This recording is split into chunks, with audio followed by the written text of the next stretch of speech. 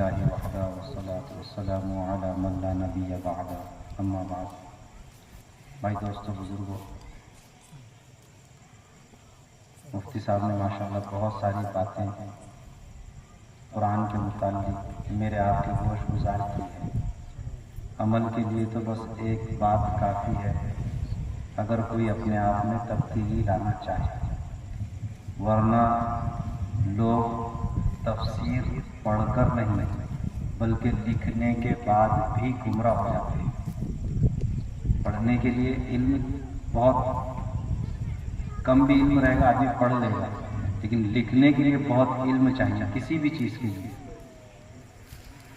تو عمل کرنے والے کے لیے ایک بات بھی کافی ہے، اور غیر ذمہ دار کے لیے زندگی بھر باتیں کرتے رہو، بیانات ہوتے رہے، قرآن کو فضائل سنتے رہے، لیکن جب تک احساس عمل نہیں ہوگا اس وقت تک کہ ہم کامیاب نہیں ہوں گے۔ اس لیے کہ کامیابی کا سارا مدار اللہ تعالیٰ نے اعمال کے اوپر رکھا ہے، اور اعمال کا مدار اللہ نے نیت کے اوپر رکھا ہے۔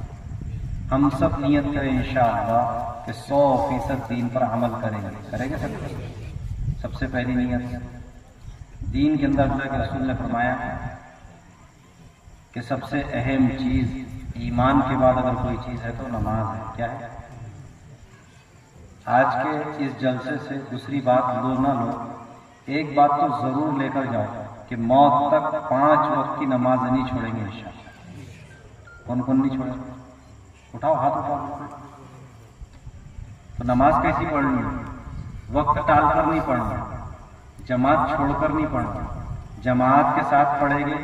جیسے ہی اذان ہو، اذان سے پہلے اذان کی فکر، اور جب اللہ پاک اس کو مسجد میں جانے کی توفیق دے تو جماعت کے ساتھ تکبیر اولیٰ کے ساتھ نماز پڑھنے کا اہتمام کریں۔ سفر میں ہو، حضر میں ہو، جہاں بھی ہو، جس حال میں ہو، نماز کو نہیں چھوڑیں گے انشاءاللہ۔ اگر آپ نے آج تہیہ کر لیا کہ انشاءاللہ میں نماز نہیں چھوڑوں گا، چند دن آپ کے نماز کے ساتھ میں گزرے گے، آپ اپنی زندگیوں میں تبدیلی ضرور دیکھیں گے، یقینی بات ہے۔ اس لیے کہ قرآن کا فرمان بھی ہے کہ نماز ہی انسان کو گناہوں سے روکتی ہے۔ کیا چیز؟ بولو نا۔ نماز ہی انسان کو گناہوں سے روکتی ہے۔ جس کے زندگی میں نماز نہیں، بتاؤ گناہ سے رک سکتا ہے کیا؟ جب جس کے قرآن جس کے بارے میں کہہ رہا ہے ان الصلاۃ تنہی عن الفحشاء والمنکر۔ اب جس مسلمان کے زندگی میں نماز ہی نہیں، اس سے ہم کیا توقع کر سکتے ہیں گناہوں سے بچے گا؟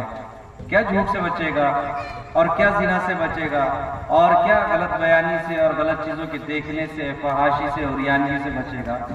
جب ہمارے گھر میں 90% ماحول بے نمازی پن کا ہو، ابا نماز نہیں پڑھتے، بھیا نماز نہیں پڑھتے، تو بتاؤ جی گھر میں رہنے والی مستورات نماز کا اہتمام کریں گے؟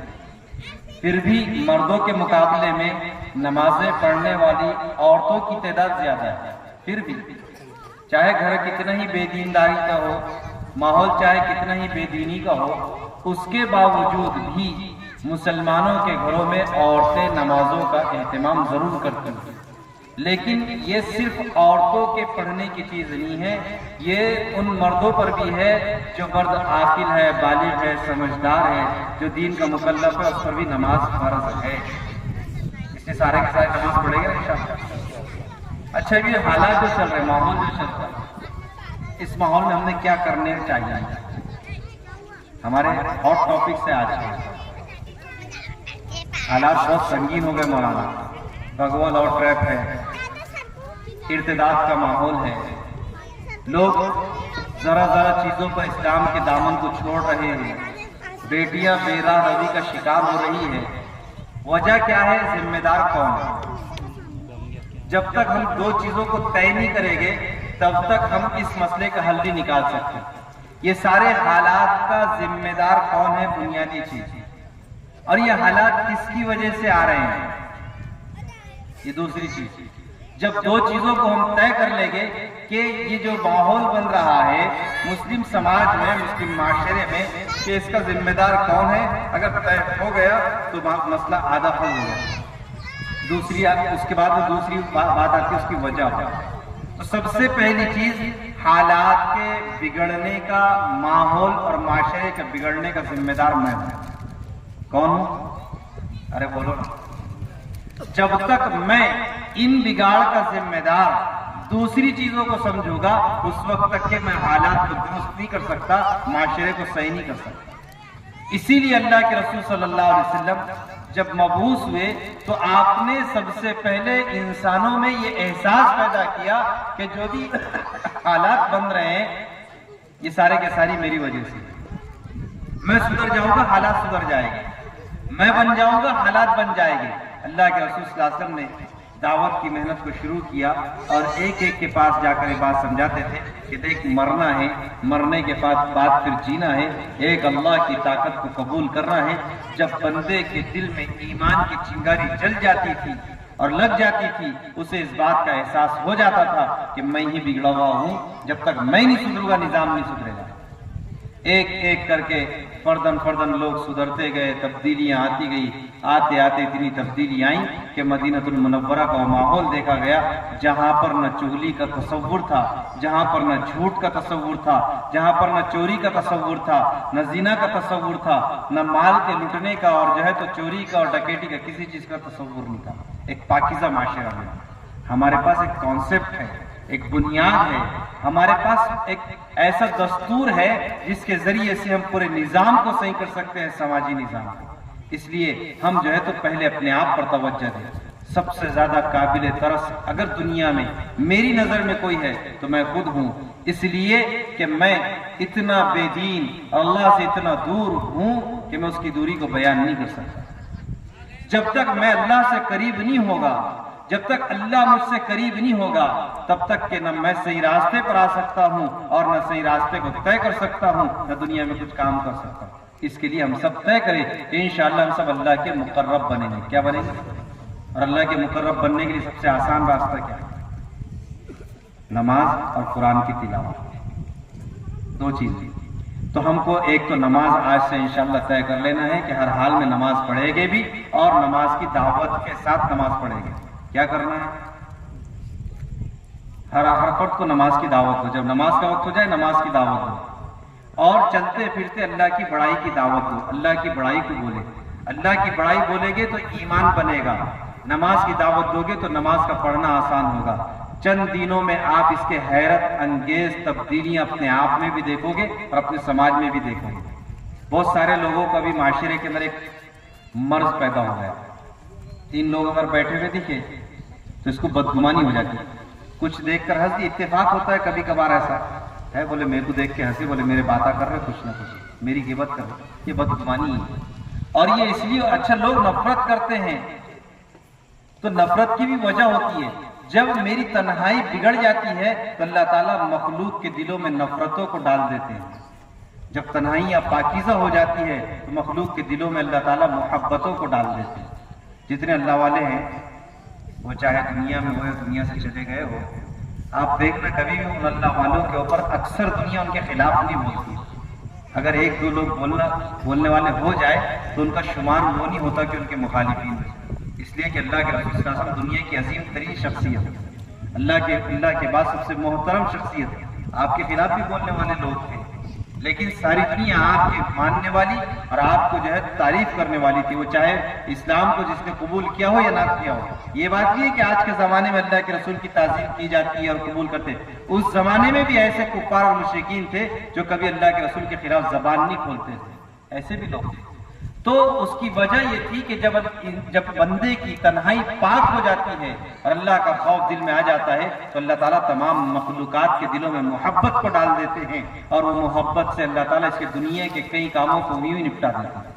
آج پتہ ہے جو خلفشار سماج میں معاشرے میں پھیل رہا ہے، اس کی ایک وجہ یہ ہے کہ میری تنہائی بگڑ گئی، اکیلا ہوں تو میرا رخ ہی الگ ہے، मस्जिद में बैठा हूँ तो अल्लाह की किबरियाई की बात, ईमान की बात, अमाल की बात, दीन की बात, दीनदारी की बात, हमीयत इस्लामी की बात, मुसलमानों के मरने कटने की बात, उनकी मोहब्बत की बात, उनके लिए जान देने की बात। जैसी तन्हाई आ गई, अब कोई सामने है नहीं, मैं हूँ, मेरा मोबाइल है, मैं हूँ, मेरी महबूबा है, तो फिर न अल्लाह है, न फिर मुसलमान है, न मुसलमानों की हमदर्दी है, न कुरान की अजमत है, न बैतुल्लाह की तहरीम है, न मदीना मुनव्वरा की हाजिरी का तसव्वुर है, कुछ नहीं है। फिर बस मैं हूँ और मेरी ख्वाहिश है, बस यही चीज ने मुझको, मेरे समाज को तबाह करके रख दिया। इसलिए अपनी तन्हाइयों को पाकीज़ा बनाओ। बनाएंगे सबके साथ? और कोई बात?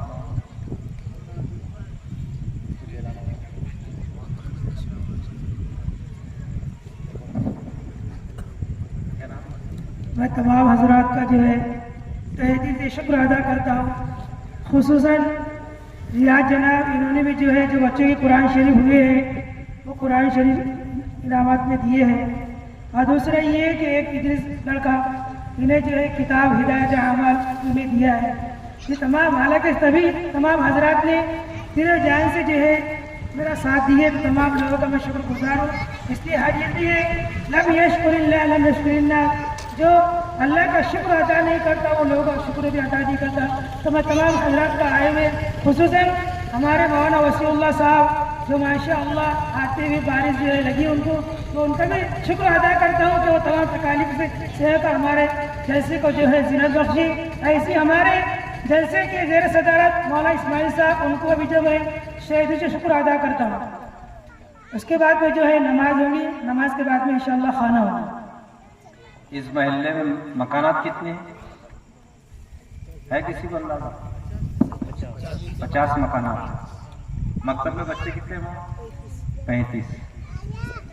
जैसा हम सब मुसलमान अल्हम्दुलिल्लाह, ऐसा 50 मकान मुसलमानों की जो है ना। दुनिया तो हमको बोलती ज्यादा बच्चे वाले, बोलती के नहीं बोलती? अरे सुने के नहीं सुने? सारी प्रॉपर्टी किसको देंगे बोले? किसको देंगे? अब बताओ 50 मकानात है तो अपन आज का नारा पकड़ो, छोड़ दो 20 साल 25 साल पुरानी बात, हम दो हमारे दो, तो वो हिसाब से भी 100 बच्चे आपके मकतब में होना चाहिए था। अब अगर 35 बच्चे हैं तो आपके महल्ले के 65% बच्चे अभी मकतब से गैर हाजिर है, मकतब से दूर है, मस्जिद से दूर है, जिनके जिंदगी का कोई मुस्तकबिल नहीं, जिनके जिंदगी की कोई जमानत नहीं, जिनके ईमान की कोई जमानत नहीं, जो बच्चे मकातिब से दूर है। इसलिए जितना मजमा यहाँ पर बैठा है ये तय कर ले कि इस महल्ले का कोई एक बच्चा भी ऐसा नहीं रहेगा जो हमारे मस्जिद के मकतब से नहीं है जुड़ेगा। जुड़ेंगे सबके सब?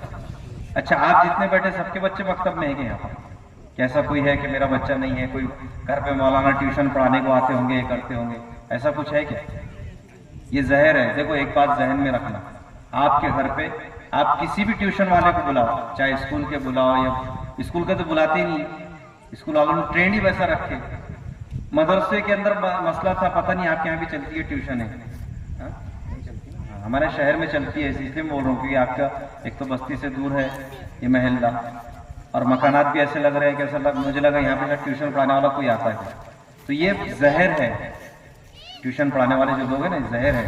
ये कुरान और कुरान की तालीमात नहीं दे रहे, बल्कि कुरान के नाम पर दीन के सौदागर है और बेदीनी आपके घरों में पैदा कर रहे हैं। इसके लिए अगर कोई ऐसा होगा एक आधा मकान भी, तो अल्लाह के लिए उसको बंद करो और बच्चे को मकतब में मस्जिद के अंदर रवाना करो। करेंगे सबके सब?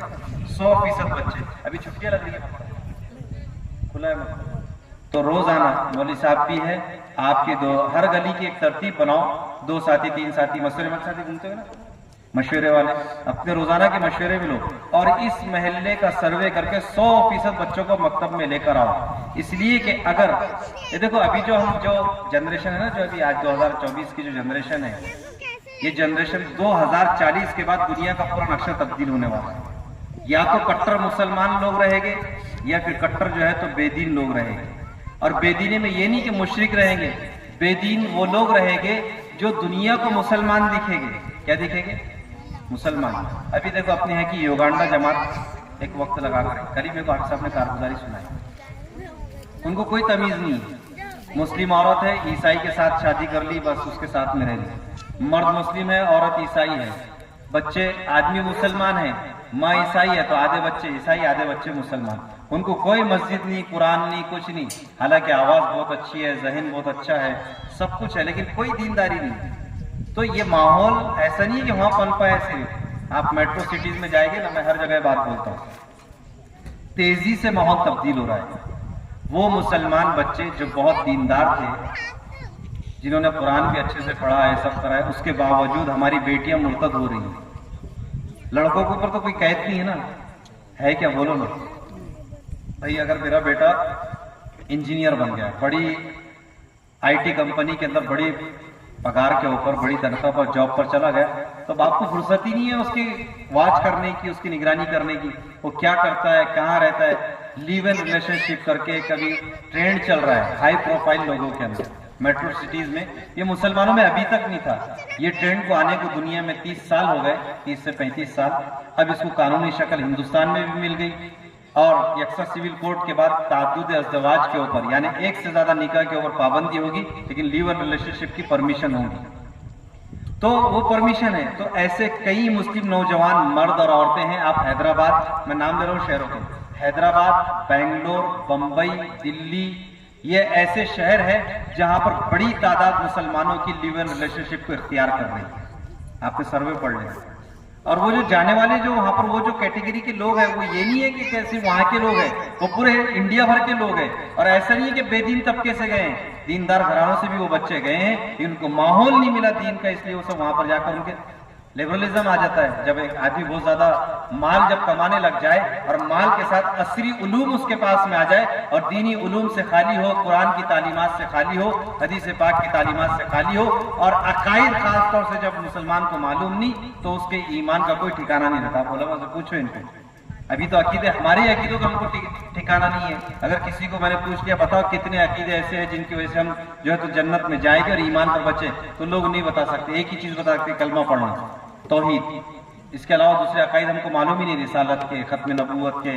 तौहीद के अंदर भी जो चीजें होती है अकायद के ताल्लुक से, हम बुनियादी अकीदा तो जानते हैं, लेकिन अकायद के हम बारीकियों को नहीं जानते। इसलिए मेरे बुजुर्गों, इस ऐसे मकातिब के अंदर अपने बच्चों को भेजे, इसलिए कि मकतब का जो तस्वुर पहले था कि सिर्फ कुरान की तालीमात, अब कुरान नहीं है। अब सिर्फ कुरान नहीं है, बल्कि यहाँ पर अकायद भी है, मसाइल भी है, और तरबियत के भी माशाअल्लाह मुस्तकिल इंतजाम है मकातिब के अंदर।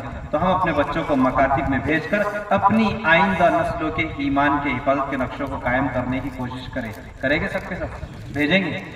और महल्ले में कौन कौन तश्कील करेगा? हर एक फर्द कम से कम 2 बच्चों की महल्ले में तश्कील करके मकतब में रवाना करेंगे सब। अल्लाह ताला कहने से अमल की तौफीक नसीब।